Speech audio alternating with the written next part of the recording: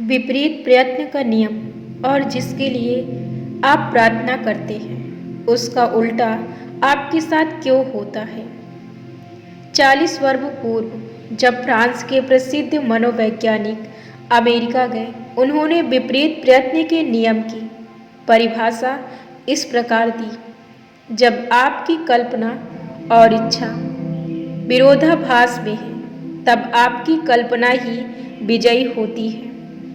यदि उदाहरण के तौर पर आपसे जमीन में रखे पटरे पर चलने को कहा जाए, तो बिना कोई प्रश्न किए आप इसके लिए तैयार हो जाएंगे। अब आप मान लीजिए, यदि उसी पटरे को 20 फुट ऊंचे 2 दीवारों पर रख दिया जाए तो क्या उस पर चलेंगे?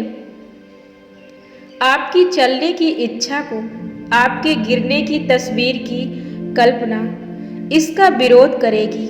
गिरने की तस्वीर का विचार आप पर ज़्यादा प्रभाव डालेगा।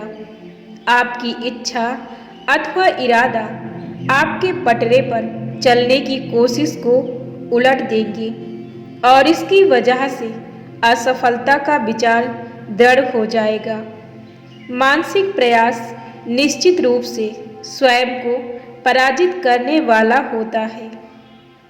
होने की संभावना हमेशा जिस चीज की आप इच्छा करते हैं उसका ठीक उल्टा होता है। स्थिति से उभरने में शक्तिहीन होने का सुझाव हमेशा मन को ज़्यादा प्रभावित करता है। आपका अवचेतन इस विपरीत सुझाव में से जो सुझाव ज़्यादा मजबूत है उसको स्वीकार करेगा। जिसमें कोशिश नहीं करनी पड़े वह बेहतर है। यदि आप कहते हैं मुझे उपचार चाहिए मगर मुझे नहीं मिल सकता, मैंने बहुत कोशिश की, मैंने ज़बरदस्ती प्रार्थना की, मैंने अपनी तरफ से पूरी ताकत लगा दी। आपको जानना चाहिए कि गलती आपके किए गए प्रयासों में है। कभी भी अपने अवचेतन मस्तिष्क को अपनी इच्छा शक्ति का उपयोग करते हुए उसे स्वीकारने पर जोर ना दें।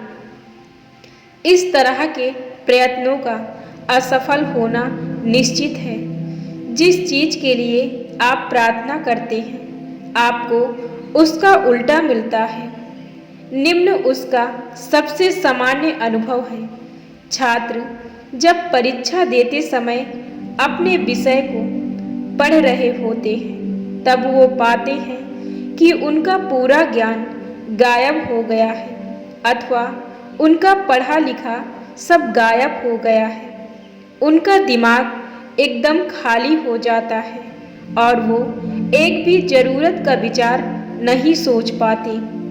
जबरदस्ती याद करने की कोशिश उनकी असफलता का कारण था और यही उनके साथ विपरीत नियम को लागू करता है।